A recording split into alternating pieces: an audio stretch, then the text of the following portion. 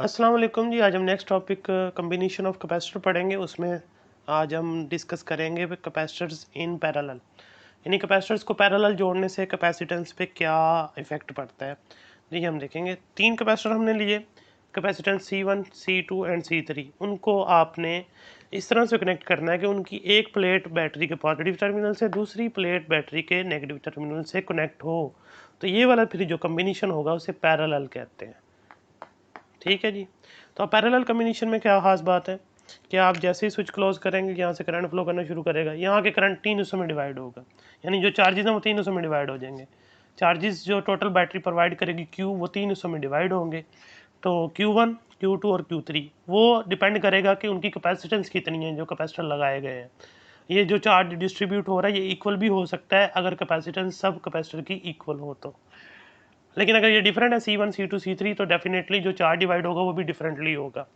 अब जो इनके दरमियान पोटेंशियल डिफरेंस आएगा, प्लेट्स जब प्लेट्स के ऊपर चार्ज डिपॉजिट हो जाएगा तो प्लेट्स के दरमियान जो पोटेंशियल डिफरेंस आएगा वो सेम होगा, बैटरी का जो पोटेंशियल है V उसके बराबर होगा।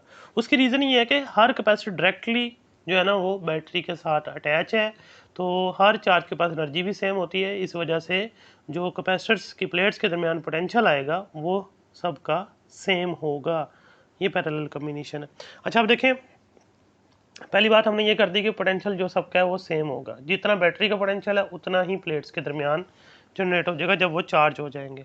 लेकिन जो टोटल चार्ज हमने प्रोवाइड किया है, टोटल चार्ज जो बैटरी ने प्रोवाइड किया है इन कैपेसिटर्स को, वो तीन हिस्सों में डिवाइड हुआ, Q1, Q2 और Q3।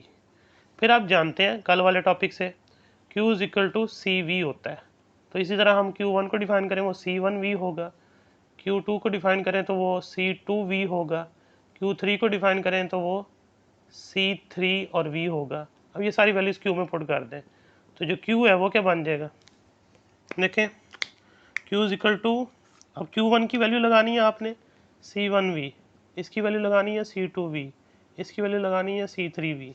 अब इसमें से देखें V कॉमन आता है, V कॉमन ले लें, C1 plus C2 plus C3।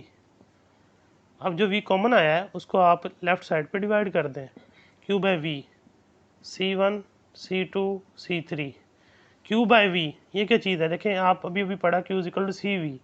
अगर आप C निकालते हैं तो वो क्या आता है, Q बाई V आता है।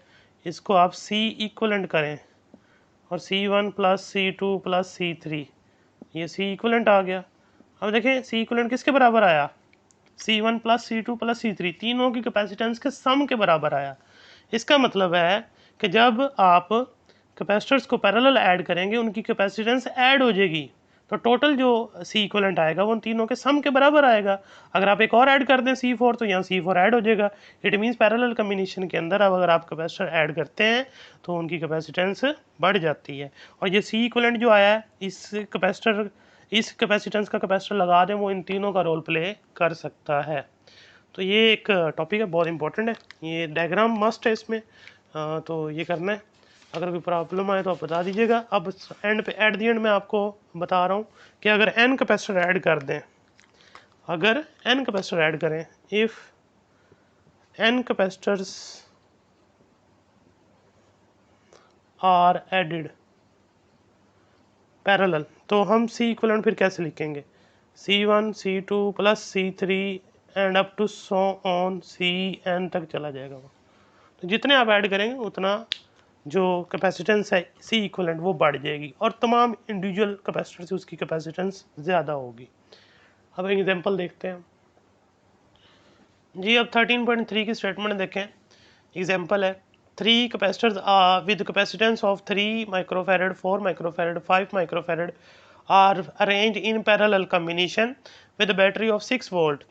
और इसमें हमने फाइंड करना है total capacitance, voltage across each capacitor, quantity of charge on each plate of the capacitor.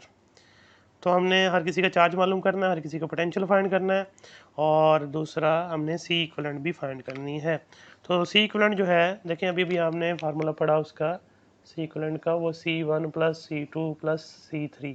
C1 की वैल्यू 3 10⁻⁻6 माइक्रो है, वो ख़त्म कर दिया, उसकी जगह 10⁻⁻6 लग गया।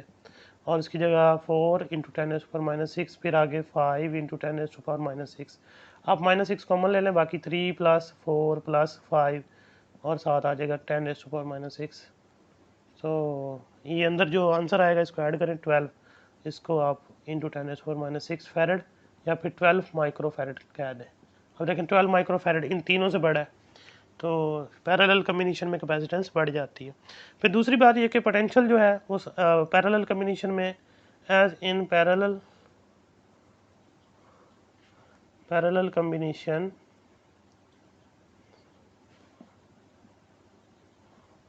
Potential remain same, potential same रहता है जो सोर्स का होता है, V1 V2 V3 सबका यही होगा 6 वोल्ट। अब चार्ज फाइंड करना है तो ज़ाहिर सी बात है Q1 होगा पहले कैपेसिटर का चार्ज, वो C1V आ जाएगा। देखिए C1 की वैल्यू 3 इंटू 10⁻⁻6 और साथ में V की वैल्यू 6, मल्टीप्लाई करें तो ये आ जाएगा 18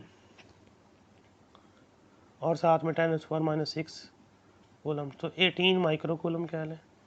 दूसरा Q2 होगा, C2V आएगा, तो C2 की वैल्यू 4 इंटू 10⁻⁻6 और साथ 6, तो 24 इंटू 10⁻⁻6 कूलम या फिर 24 माइक्रो कूलम।